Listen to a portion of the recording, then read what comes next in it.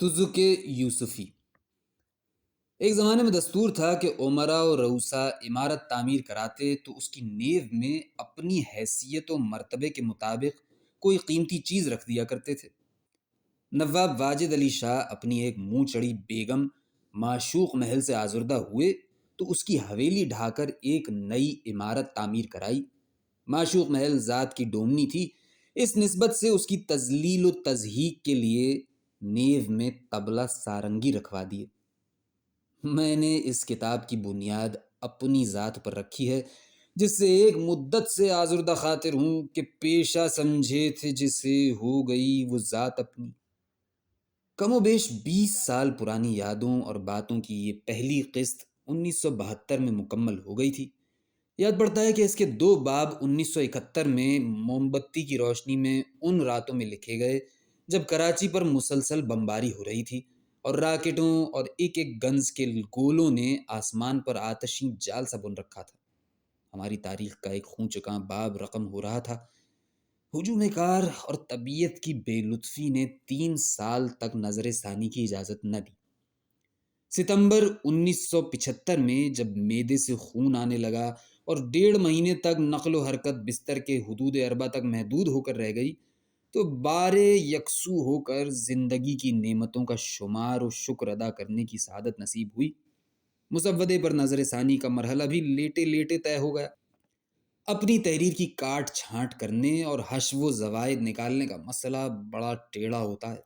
یہ تو ایسا ہی عمل ہے جیسے کوئی سرجن اپنا اپنڈکس آپ نکالنے کی کوشش کرے۔ چند سال ادھر کی بات ہے، راولپنڈی میں مخدومی کرنل محمد خان سے ملاقات ہوئی۔ خلاف معمول کچھ نڈھال تھکے تھکے سے نظر آئے۔ پوچھا نصیب دشمنا طبیعت ناساز ہے؟ فرمایا دن بھر دھڑلے نکالتا رہا ہوں۔ پوچھا کیا مطلب؟ فرمایا کتاب پر نظر ثانی کر رہا ہوں۔ ایک کرم فرما نے دھڑلے شماری کر کے بتایا ہے کہ آپ نے یہ لفظ 37 مرتبہ استعمال کیا ہے۔ صبح سے 25 دھڑلے تو نکال چکا ہوں۔ بقیہ کو کان پکڑ کے نکالنے لگا تو رونے مچلنے لگے۔ اس واقعے کا ذکر اس لیے ضروری ہو گیا کہ میں نے بھی انواع و اقسام کے دھڑلے خود نکالے ہیں۔ لاکھ جی کڑا کیا، تاہم کچھ جڑیں، چند شاخیں، چند شگوفے کہ مرجھا چلے تھے، امید بہار میں شجر انا سے پیوستہ رہ گئے۔ یہ سرگزشت ایک عام آدمی کی کہانی ہے جس پر بحمدللہ کسی بڑے آدمی کی پرچھائی تک نہیں پڑی۔ ایک ایسے آدمی کے شب و روز کا احوال جو ہیرو تو کجا اینٹی ہیرو ہونے کا دعویٰ بھی نہیں کر سکتا۔ عام آدمی تو بیچارہ اتنی بھی سکت اور استطاعت نہیں رکھتا کہ اپنی زندگی کو مردم آزاری کے 3 مسلمہ ادوار میں تقسیم کر سکے، یعنی جوانی میں فضیحت، ڈھلتی عمر میں نصیحت اور بڑھاپے میں وصیت۔ یہ طغیان شباب، لاف ہائے شاد کامی، معاصرانہ چشمکوں اور سیاست کی شورا شوری کی داستان نہیں، نہ کسی کی مہم جوئی اور کشور کشائی کا ساگا ہے۔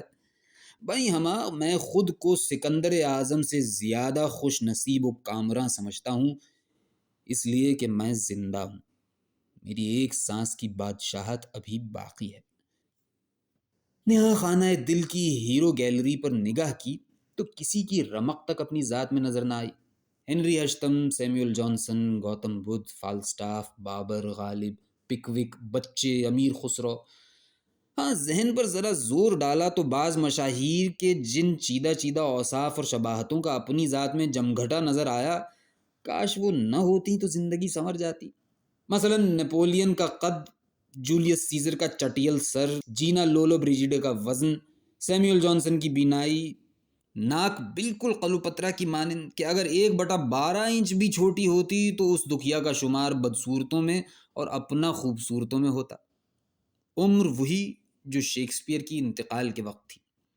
غالب نے خود کو اس بنا پر آدھا مسلمان کہا تھا کہ شراب پیتا ہوں، سور نہیں کھاتا۔ فقیر سود کھاتا ہے، حرام شے نہیں پیتا کہ وہ وسیلہ معاش نہیں۔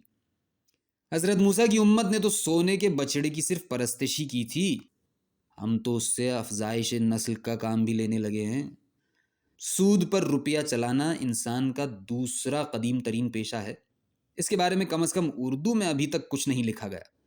پہلے قدیم ترین پیشے کا حق تو مرزا ہادی رسوا نے امراؤ جان ادا میں اور بعد ازاں سعادت حسن منٹو نے بکمال حسن و خوبی و خوباں ادا کر دیا، بلکہ کہنا چاہیے کہ منٹو تو ساری عمر قلم برداشتہ ہی رہے۔ ان واقعات، مشاہدات اور تاثرات کا تعلق میرے بینکنگ کیریئر کے ان ابتدائی 6-7 برسوں سے ہے جب اس پیشے کا بھرم قائم تھا۔ البتہ انشورنس ایجنٹوں سے لوگ چھپتے پھرتے تھے، پھر وہ زمانہ بھی آیا کہ انشورنس ایجنٹ تک بینکروں سے منہ چھپانے لگے، پھرتے ہیں سود خوار، کوئی پوچھتا نہیں۔ نامہ اعمال میں چند تبدیلیاں بوجود ناگزیر تھیں۔ اس میں پردہ نشینوں کے علاوہ کچھ کرسی نشینوں کے بھی نام آتے ہیں، چنانچہ باستثناء مسٹر اینڈرسن نام و مقام بدل دیے گئے ہیں۔ کہیں کہیں واقعات و ابواب میں تقدیم و تاخیر نظر آئے گی۔ چند کردار بھی عمدن گڈمڈ کر دیے ہیں اور خوف فساد خلق سے سیاہ و سفید کو سفید و سیاہ کر دیا ہے۔ اس کے باوجود اگر کہیں کسی شخصیت یا حقیقت سے مماثلت پائی جائے تو اسے فکشن کا سقم تصور کیا جائے۔ یہ ایک نو آموز بینکار کی آشفتہ بیانی ہے، کسی مقتول کا بیان نزعی نہیں جس کے اختتام پر اسے مرنے کی اجازت اور ملزم کو پھانسی دے دی جائے۔ کچھ خواب ہے، کچھ اصل ہے، کچھ طرز ادا ہے، کچھ روا روی میں بنائے ہوئے چارکول اسکیچ ہیں، کچھ کیریکیچر اور 3-4 جی لگا کر بنائی ہوئی کیمیو تصویریں۔ آپ بیتی میں ایک مصیبت یہ ہے کہ آدمی اپنی بڑائی آپ کرے تو خود ستائی کہلائے، اور ازراہ کسر نفسی یا جھوٹ موٹ اپنی برائی خود کرنے بیٹھ جائے تو یہ احتمال کہ لوگ جھٹ یقین کر لیں گے۔ ممکن ہے بعض پڑھنے والوں کو اس خود نوشت سوانح عمری میں لکھنے والا خود کہیں نظر نہ آئے۔ اگر ایسا تاثر ہے تو یہ عین قرین حقیقت ہوگا، اس لیے کہ اپنی زندگی میں بھی ہر قدم پر دوسرے ہی دخیل نظر آئے ہیں۔ عام آدمی کی ایک پہچان یہ بھی ہے کہ اس کی زندگی میں صرف 3 موقع ایسے آتے ہیں جب وہ تنہا سب کی نگاہوں کا مرکز ہوتا ہے: عقیقہ، نکاح اور تدفین۔ اس کتاب کا مرکزی کردار کون ہے؟ راقم الحروف، مسٹر اینڈرسن، وہ فرزانے جن کے دم سے کوچہ سود خاراں شاد و آباد ہے، یا زمانے کی رو جو ایلس ان ونڈرلینڈ کی بلی کی طرح خود تو فیڈ آؤٹ ہو جاتی ہے لیکن اپنی امر مسکراہٹ پیچھے چھوڑ جاتی ہے؟ امریکہ کے ایک مقبول شاعر رابرٹ فراسٹ سے کسی نے دریافت کیا، وہ کون سا واقعہ ہے جو آپ کی زندگی پر سب سے زیادہ اثر انداز ہوا؟ فراسٹ نے جواب دیا، جب میں 12 سال کا تھا تو ایک موچی کے ہاں کام کرتا تھا اور دن بھر منہ میں کیلیں دبائے پھرتا تھا۔ آج میں جو کچھ بھی ہوں اور جس مقام پر بھی ہوں اس کی واحد وجہ یہ ہے کہ سانس لیتے وقت میں نے وہ کیلیں اور کوکے نہیں نکلے۔ اگر آپ کو بھی انکشاف احوال واقعی پر اصرار ہے تو مجھے اعتراف کرنا پڑے گا کہ 1974 میں میرے یونائٹڈ بینک لمیٹڈ کا پریزیڈنٹ ہونے کی واحد وجہ یہ ہے کہ جس انگریز جنرل مینیجر نے 1950 میں انٹرویو کر کے مجھے بینک میں ملازم رکھا وہ اس وقت نشے میں دھت تھا۔ اگر آپ کو بھی انکشاف احوال واقعی پر اصرار ہے تو مجھے اعتراف کرنا پڑے گا کہ 1974 میں میرے یونائٹڈ بینک لمیٹڈ کا پریزیڈنٹ ہونے کی واحد وجہ یہ ہے کہ جس انگریز جنرل مینیجر نے 1950 میں انٹرویو کر کے مجھے بینک میں ملازم رکھا وہ اس وقت نشے میں دھت تھا۔ اس واقعے سے سبق ملتا ہے کہ شراب نوشی کے نتائج کتنے دور رس ہوتے ہیں۔ مشہور و مقبول مزاح نگار جارج میکش کا خیال ہے کہ مغرب میں مزاح مر چکا ہے، اب زندہ نہ ہوگا، لیکن مغرب ہی پر موقوف نہیں۔ ایسا محسوس ہوتا ہے کہ اب انسان میں اپنے آپ پر ہنسنے کا حوصلہ نہیں رہا اور دوسروں پر ہنسنے سے اسے ڈر لگتا ہے۔ نہ کوئی خندہ رہا اور نہ کوئی خندہ نواز۔ انگلینڈ میں لارڈ راچسٹر نام کا ایک بانکا گزرا ہے، کسی گھر بند نہیں تھا، رند شاہد باز، شاعر، شرابی، جملے باز، پھکیت، ہزل گو، بدنام ہی نہیں سچ مچ بد، فحاشی میں بے مثال۔ اس کی ظرافت سے لوگ خائف رہتے تھے۔ مرنے لگا تو بیٹے کو بلا کر کہا، بیٹا میری واحد وصیت یہ ہے کہ ظرافت سے پرہیز کرنا۔ معلوم ہوتا ہے اس کی ظرافت میں ایک نہیں کئی آنچ کی کسر رہ گئی، ورنہ یہ نوبت نہ آتی۔ جہاں سچ بول کر سقراط کو زہر کا پیالہ پینا پڑتا ہے وہاں چاتر مزاح نگار الف لیلہ کی شہرزاد کی طرح 1001 کہانیاں سنا کر اپنی جان اور آبرو صاف بچا لے جاتا ہے۔ میں نے گمبھیر بین الاقوامی سماجی سیاسی اور اقتصادی سوالوں سے جان چھڑانے کے لیے 20 سال پہلے ایک جملہ گھڑا تھا: دنیا میں جہاں کہیں جو کچھ ہو رہا ہے وہ ہماری اجازت کے بغیر ہو رہا ہے۔ مزاح نگار کو جو کچھ کہنا ہوتا ہے وہ ہنسی ہنسی میں اس طرح کہہ جاتا ہے کہ سننے والے کو بھی بہت بعد میں خبر ہوتی ہے۔ میں نے کبھی کسی پختہ کار مولوی یا مزاح نگار کو محض تقریر و تحریر کی پاداش میں جیل جاتے نہیں دیکھا۔ مزاح کی میٹھی مار بھی شوخ آنکھ، پرکار عورت اور دلیر کے وار کی طرح کبھی خالی نہیں جاتی۔ نین چھپائے نہ چھپیں پٹ گھونگھٹ کی اوٹ، نین چھپائے نہ چھپیں پٹ گھونگھٹ کی اوٹ، چتر نار اور سورما کریں لاکھ میں چوٹ۔ ہمارے دور کے سب سے بڑے مزاح نگار ابن انشا کے بارے میں کہیں عرض کر چکا ہوں کہ بچھو کا کاٹا روتا اور سانپ کا کاٹا سوتا ہے، انشا جی کا کاٹا سوتے میں مسکراتا بھی ہے۔ جس شگفتہ نگار کی تحریر اس معیار پر پوری نہ اترے اسے یونیورسٹی کے نصاب میں داخل کر دینا چاہیے۔ یہاں ایک چھوٹی سی دنیا کی جھلک دکھانی مقصود ہے جس کا ہر خانہ، ہر کابک بھانت بھانت کے فرما روا یعنی ناوقت کا حجلہ پندار ہے۔ بقول مولانا حالی، جانور آدمی فرشتہ خدا، آدمی کی ہیں سینکڑوں قسمیں۔ منشا سبق آموزی جہاں نہیں، نہ اپنے سینے میں کوئی ایسی امانت یا آگ کہ امیر خسرو کی طرح یہ کہہ سکیں کہ اس صندوق استخوانی میں بے شمار تحفہائے آسمانی ایسے تھے جو میں نے اس دن کے لیے بچا رکھے تھے۔ اپنے وسیلہ اظہار مزاح کے باب میں کسی خوشگمانی میں مبتلا نہیں۔ قہقہوں سے قلوں کی دیواریں شق نہیں ہوا کرتی۔ چٹنی اور اچار لاکھ چٹخارے دار سہی، لیکن ان سے بھوکے کا پیٹ نہیں بھرا جا سکتا۔ نہ سراب سے مسافر کی پیاس بجھتی ہے۔ ہاں، ریگستان کے شدائد کم ہو جاتے ہیں۔ زندگی کے نشیب و فراز، اندوہ و انبساط، کرب و لذت کی منزلوں سے بے نیازانہ گزر جانا بڑے حوصلے کی بات ہے۔ بارے علم اٹھایا، رنگے نشاط دیکھا، آئے نہیں ہیں یوں ہی انداز بے حسی۔ مگر یہ نہ بھولنا چاہیے کہ خوش دلی کی ایک منزل بے حسی سے پہلے پڑتی ہے اور ایک اس کے بعد آتی ہے۔ سبھی کی مسکراہٹیں اور ہنسی ایک جیسی نہیں ہوا کرتی۔ فالسٹاف قہقہہ لگاتا ہے تو روم روم مسکرا اٹھتا ہے، کوئی بڑا گرتا ہے تو چھوٹے ٹھٹھے لگاتے ہیں۔ قومیں جب اللہ کی زمین پر اترا اترا کر چلنے لگتی ہیں تو زمین اپنے ہی زہر خند سے شق ہو جاتی ہے اور تہذیبیں اس میں سما جاتی ہیں۔ شیر خوار بچے خوش ہوتے ہیں تو کلکاریاں مارتے ہمک کر ماں کی گود میں چلے جاتے ہیں۔ ادھر مونا لیزا ہے کہ صدیوں سے مسکرائے چلی جا رہی ہے، اور ایک مسکراہٹ وہ بھی ہے جو نروان کے بعد گوتم بدھ کے لبوں کو ہلکا سا خمیدہ کر کے اس کی نظریں جھکا دیتی ہے۔ یہ سب صحیح، لیکن ماورائے تبسم وہ اہتزاز اور مزاح جو سوچ، سچائی اور دانائی سے آری ہے، دریدہ دہنی، پھکڑپن اور ٹھٹھول سے زیادہ حیثیت نہیں رکھتا۔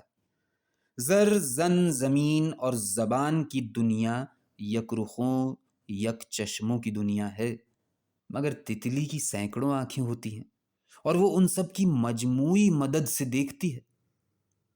شگفتہ نگار بھی اپنے پورے وجود سے سب کچھ دیکھتا، سنتا، سہتا اور سہارتا چلا جاتا ہے، اور فضا میں اپنے سارے رنگ بکھیر کے کسی نئے افق، کسی اور شفق کی تلاش میں گم ہو جاتا ہے۔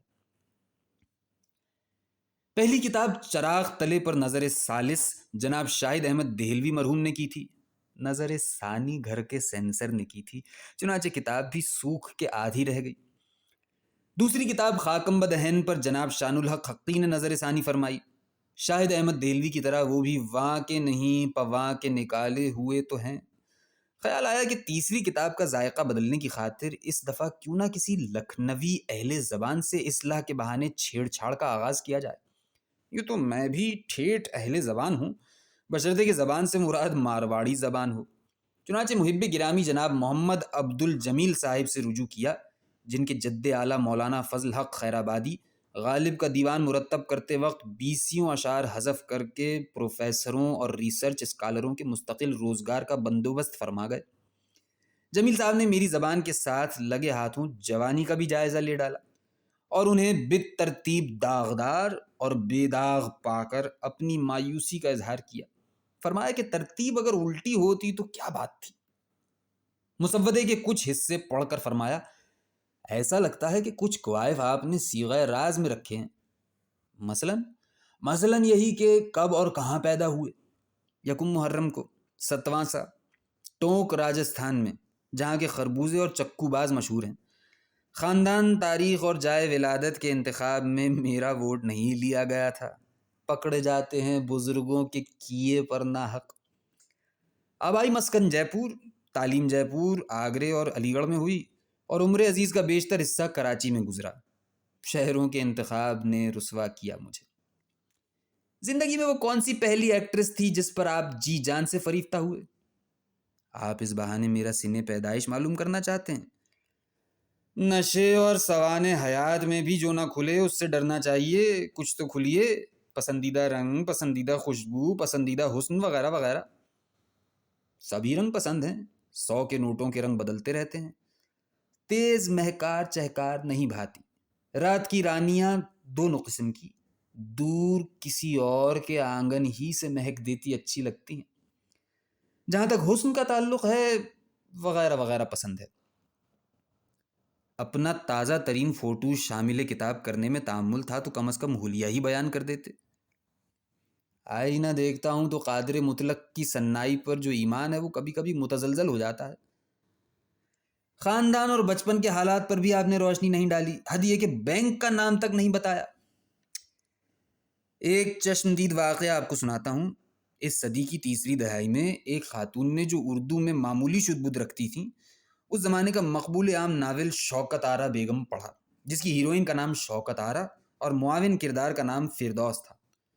ان کی جب بیٹیاں ہوئیں تو دونوں کی یہی نام رکھے گئے۔ ایک کردار کا نام ادریس اور دوسرے خدائی خار کا اچھن تھا۔ یہ دونوں انہوں نے اپنے چھوٹے بیٹے کو بطور نام اور عرفیت بخش دیے۔ بچے کل 4 دستیاب تھے، جبکہ ناول میں ہیرو کو چھوڑ کر ابھی ایک اور اہم کردار پیارے میاں نامی ولن باقی رہ گیا تھا۔ چنانچہ ان دونوں ناموں اور دوہرے رول کا بوجھ بڑے بیٹے ہی کو اٹھانا پڑا، جس کا نام ہیرو کے نام پر مشتاق احمد رکھا گیا تھا۔ یہ سادہ لو خاتون میری ماں تھی۔ الحمدللہ ناول کی پوری کاسٹ باستثناء شوکت آرا، جس کا طفولیت ہی میں انتقال ہو گیا تھا، زندہ و سلامت ہے۔ والدہ کی بڑی خواہش تھی کہ میں ڈاکٹر بنوں اور عرب جا کر بدوؤں کا مفت علاج کروں، اس لیے کہ ناول کے ہیرو نے یہی کیا تھا۔ مولا کا بڑا کرم ہے کہ ڈاکٹر نہ بن سکا، ورنہ اتنی خراب صحت رکھنے والے ڈاکٹر کے پاس کون پھٹکتا؟ ساری عمر کان میں اسٹیتھوسکوپ لگائے اپنے ہی دل کی دھڑکنیں سنتے گزرتی۔ البتہ ادھر 2 سال سے مجھے بھی سعودی عرب، بحرین، قطر، عمان اور عرب امارات کی خاک نہیں، تیل چھاننے اور شیوخ کی خدمت کی سعادت نصیب ہوتی رہی ہے۔ ناول کے بقیہ پلاٹ کا بے چینی سے انتظار کر رہا ہوں۔ جو لوگ کہتے ہیں کہ اردو ادب کبھی زندگی پر اثر انداز نہیں ہوا، وہ ذرا دیتا عبرت نگاہ سے اس عاجز کو دیکھیں۔ یہ ہے کچا چٹھا۔ کہیے جمیل صاحب، اب تو ٹھنڈک پڑی؟ جس توجہ اور دقت نظر سے جمیل صاحب نے مسودہ ملاحظہ فرمایا، وہ ان کے التفات خاص اور زباندانی کا ہنستا مسکراتا ثبوت ہے۔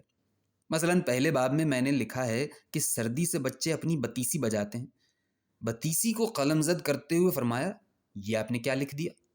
ڈرتے ڈرتے پوچھا، کیا لکھنؤ میں کچھ اور بجاتے ہیں؟ ارشاد ہوا، بچے کے تو 28 دانت ہوتے ہیں، بتیسی کا سوال ہی پیدا نہیں ہوتا۔ گزارش کی کہ اگر یہ لکھ دوں کہ بچے اپنی 28 بجاتے ہیں تو لوگ نہ جانے کیا سمجھ بیٹھیں گے، اور اگر کسی بچے کی آدھی داڑھ نکل آئی ہو تو کیا 28.5 بجانا لکھوں؟ اینک اتار کے مسکراتی ہوئی آنکھیں دکھاتے ہوئے بولے، اور یہاں علم دریاؤ میں آپ نے حرام زدگی لکھا ہے۔ حرم زدگی ہونا چاہیے، دونوں میں زمین آسمان کا فرق ہے۔ ایک پیدائشی صفت ہے، دوسری اپنے زور بازو سے پیدا ہوتی ہے۔ ایک دن بکراہت استفسار فرمایا، روکن سے آپ کی کیا مراد ہے؟ میں نے تو یہ کریہ لفظ آج تک نہیں سنا، دلی کا ہوگا یا مارواڑی ڈھیلا؟ عرض کیا، وہ چیز جو سودا خریدنے کے بعد دکاندار اوپر سے مفت دے دے۔ فرمایا، اسے تو لکھنؤ میں گھاتا کہتے ہیں۔ عرض کیا، میں نے تو یہ کریہ لفظ آج تک نہیں سنا۔ حکم ہوا گھر جا کر اپنی اہل زبان اہلیہ سے پوچھ لیجئے، وہ جو بھی فیصلہ کریں گی مجھے منظور ہوگا۔ میں حلف اٹھا کر کہہ سکتا ہوں کہ جمیل صاحب نے انہیں ثالث محض اس بنا پر بنایا کہ انہیں 100% یقین تھا کہ وہ فیصلہ بہر صورت میرے خلاف ہی کریں گی، ورنہ وہ اپنی بیگم کو بھی حکم بنا سکتے تھے۔ خیر، میں نے شام کو بیگم سے پوچھا، تم نے لفظ روکن سنا ہے؟ بولی ہاں ہاں 1000 بار۔ جی خوش ہو گیا۔ کچھ دیر بعد سند کو مزید معتبر بنانے کے لیے پوچھا، تم نے یہ لفظ کہاں سنا؟ بولی تم ہی کو بولتے سنا ہے۔ بیرون خانہ ریسرچ سے بھی معلوم ہوا کہ دلی میں بھی بکثرت بولا جاتا ہے۔ جمیل صاحب کو اس تحقیق سے آگاہ کیا اور سند میں اپنے آپ کو پیش کیا۔ انہیں مزید مشتعل کرنے کے لیے جناب تابش دہلوی اور حضرت ذوالفقار علی بخاری مرحوم کا چٹاخ پٹاخ مکالمہ جو ان دنوں کہیں چھپا تھا دہرا دیا۔ تابش صاحب کے منہ سے کہیں نکل گیا، لکھنؤ والوں نے پوری ادبی تاریخ میں شعر اچھا نہیں کہا، ایک لے دے کے آتش ہیں، ان پر بھی دہلویت کی چھاپ ہے، اور ویسے بھی لکھنوی شاعری میں سوائے چونچلے اور نخرے کے ہوتا کیا ہے؟ بخاری صاحب تنک کر بولے، اور داغ دہلوی کے یہاں کیا ہے؟ تابش صاحب نے تشریف فرمائی، جی ہاں، داغ کے یہاں بھی چونچلے اور نخرے ہیں، لیکن رنڈی باز کے ہیں، رنڈی کے نہیں۔ چہرہ پہلے تو وفور تقدر سے تمتمایا، پھر شگفتہ ہو کر بولے، تابش دہلوی کی باتیں ہی باتیں ہیں، انتہائی شریف النفس اور پاک باز آدمی ہیں، انہوں نے تو رنڈی کا فوٹو بھی نہیں دیکھا ہوگا۔ رہے آپ نے تو رنڈی باز بھی نہیں دیکھے، یوں بھی میرا خیال ہے کہ آپ کو ڈھنگ کی صحبت بھی نصیب نہیں ہوئی۔ عرض کیا مرشدی، اگر ہم میں گمراہ ہونے کی عظیم صلاحیتیں نہ ہوتیں تو آپ تک کیسے پہنچتے؟ دونوں اپنے اپنے لسانی مورچوں میں ڈٹے ہوئے بلکہ دھنسے ہوئے تھے۔ بالآخر سمجھوتا اس پر ہوا کہ آئندہ ٹکسالی پنجابی لفظ جھونگا استعمال ہوگا، جو عظیم مزاح نگار اور یار طرح دار کرنل محمد خان کے عطایا میں سے ہے۔ اور تو اور انتصاب بھی ان کی نگاہ مردم شناس سے نہ بچ سکا۔ فرمایا، سچ سچ بتائیے، ان دونوں میں سے مرزا عبد الودود بیگ کون ہے؟ اور ہاں، یہ تو آپ کی سوانح نوعمری ہے، ہرچند کہ آپ کو یہ فخر حاصل ہے کہ آپ نے عزت سادات بغیر عاشقی کیے کھوئی، لیکن اب بھی کچھ نہیں گیا ہے۔ بقول شاعر، یوسفی گر نہیں ممکن تو زلیخائی گر۔ نئی نسل کے پڑھنے والے اپنے بزرگوں کی نالائقی اور بیرا روی کے قصے پڑھ کر فخر سے پھولے نہیں سماتے۔ آپ بھی بھڑکتے ہوئے انتصاب کے پردہ زنگاری میں کسی معشوق کو بٹھا دیتے تو نقادوں کے ہاتھوں چتھاڑ ہونے سے پہلے کتاب تکیوں کے نیچے پہنچ جاتی اور 10 دن کے اندر اندر دوسرا ایڈیشن بایجاد حکایات لذیذ و شوق انگیز نکالنا پڑتا۔ مثلاً 6 نقطوں کے نام، جس نے بشری کمزوری کے ایک لمحے کو ہمیشگی بخش دی۔ عرض کیا، صاحب، اول تو نقطوں کے نام صرف جیومیٹری کی کتاب مانون کی جا سکتی ہے، دوسرے ایک لمحہ تو انسانی کمزوری کے لیے بھی بہت ہی کم ہے، 1 گھنٹہ نہیں تو کم از کم 1 منٹ تو کر دیجئے پلیز۔ اپنے مخصوص انداز میں سنی انسنی کرتے ہوئے ارشاد فرمایا، گاہ بگاہ آپ کی انشاء ارغوانی کے پیش نظر سونے کے دانت والی لڑکی کے نام، صفحہ 265، کیسا رہے گا؟ چے گناہ اگر تراشم سنم ز سنگ خارا۔ آپ کے ہیرو غالب نے بھی تو بڑے اترونے پن سے اقبال جرم کیا تھا کہ بھائی مغل بچے بھی غضب ہوتے ہیں، جس پر مرتے ہیں اس کو مار رکھتے ہیں۔ میں بھی مغل بچہ ہوں، عمر بھر ایک بڑی ستم پیشہ ڈومنی کو میں نے بھی مار رکھا ہے۔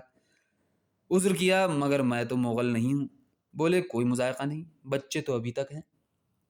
اس کے بعد بچہ اور بچے، سرگودھا اور سرگودھے، وضع اور وضع کے املا املے پر ایسی گمسان کی بحثہ بحثی ہوئی کہ منہ لگائی ڈومنی کوئے ملامت سے تال بے تال گاتی ڈھولک بجاتی نکل گئی۔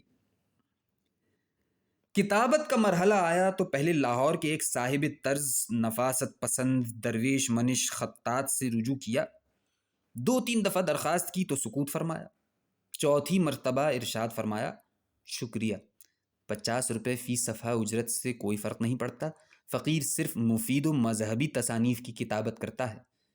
ان کے ایما پر میں نے نمونتاً چراغ تلے کا نسخہ ایک صاحب کے توسط سے ان کی خدمت میں پیش کر دیا اور جواب کے انتظار میں رہا۔ ڈر ڈر کے کی گئی مگر امید کی گئی۔ 2 دن بعد اسے جہاں تہاں سے سونگ کر انہی صاحب کی زبانی کہلا بھیجا کہ روزانہ تہجد کے بعد کلام پاک کی خطاطی کرتا ہوں۔ نہیں چاہتا کہ سارا ثواب ان کی کتابت کی بھینٹ چڑھ جائے۔ میں نے بے مصرف کتابت ترک کر دی ہے۔ ہاں، کبھی کبھار کسی کی فرمائش پر لوح مزار کی عبارت لکھ دیتا ہوں۔ اب لے دے کہ اپنی لوح مزار رہ گئی تھی سو وہ تاریخ وفات کے بغیر ادھوری ادھوری معلوم ہوتی۔ نئے چراغے، نئے گلے، نئے صاحب مزارے۔ ان صاحب سے جو ایلچی کے فرائض انجام دے رہے تھے میں نے کہا یہ تو ہوا سو ہوا، ذرا ان سے اتنا پوچھیے گا کہ جب قدغن کا یہ عالم ہے تو انہوں نے دیوان غالب کی کتابت کیا سمجھ کے کی؟ انہوں نے کھڑے کھڑے وہیں قضیہ نمٹا دیا۔ فرمایا کہ شاعری کی اور بات ہے، شعر میں جس بات پر ہزاروں آدمی مشاعروں میں اچھل اچھل کے داد دیتے ہیں وہی بات اگر نثر میں کہہ دی جائے تو پولیس تو بات کی بات ہے، گھر والے ہی سر پھاڑ ڈالیں۔ پاپ کی جس گٹھری نے اس بزرگ پر گرانی کی اسے ایک نوجوان عزیزی محمد شفیق نے بسد شوق اٹھا لیا۔ لاہور ہی میں 2 سطر یومیہ کی رفتار سے کتابت شروع ہوئی۔ کوئی 15-20 صفحے مکمل ہو پائے ہوں گے کہ میرا لاہور جانا ہوا۔ میں نے کہا اگر آپ اسی رفتار سے کتابت کرتے رہے تو یہ کتاب تو 5-6 سال میں ختم ہو جائے گی، اس کے بعد آپ کیا کریں گے؟ خط البتہ اچھا ہے لیکن جا بجا ناہمواری اور کجی پائی جاتی ہے، الفاظ اکھڑے اکھڑے لگتے ہیں۔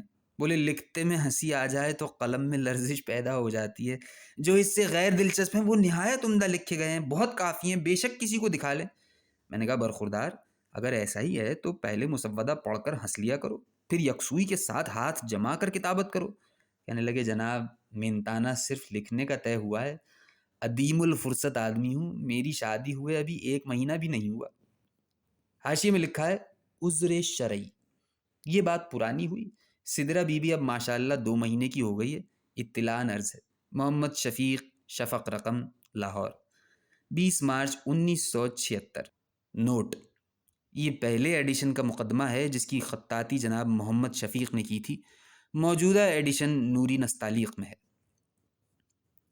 اندری صورت التماس ہے کہ قارئین کو جہاں جہاں ان کے خط میں لرزش خفی و جلی نظر آئے اسے اس عاجز کا کمال فن سمجھ کر انہیں معاف فرمائیں۔ پاکستان کے جانے پہچانے کارٹونسٹ برادرم عزیز بھی عرصہ دراز سے مزاح اور معدے کے انہی امراض میں مبتلا ہیں اور میرے دوا شریک بھائی بنے ہوئے ہیں۔ ممنون ہوں کہ انہوں نے فینی ڈارلنگ کو بغور پڑھ کر 2 کارٹونوں سے مزین کیا۔ ملاقات ہوئی تو دیر تک اپنا پیٹ پکڑ کے، بلکہ کہنا چاہیے کہ اپنی اچکن پکڑ کے اس میں ہارمونیم کی دھونکنی کی طرح ہوا بھرتے اور نکالتے ہوئے ہنسی سے لوٹ پوٹ ہو گئے۔ انہیں یوں مائل بس ستائش دیکھا تو میں بھی جھوٹی کسر نفسی کو بالائے داد رکھ کر خوب ہنسا۔ عرض کیا چلیے محنت ٹھکانے لگی، آپ نے پسند کیا۔ دوبارہ اچکن دھونکتے ہوئے فرمایا بھائی جان بڑا مزہ آیا، کارٹون غضب کے ہیں۔ اب کی بار دونوں نے اپنے اپنے کمال فن پر منہ موڑ کر اپنی اپنی دھونکنی دھونکی۔ مشتاق احمد یوسفی، 28 CKDAI کراچی، 27 جنوری 1976۔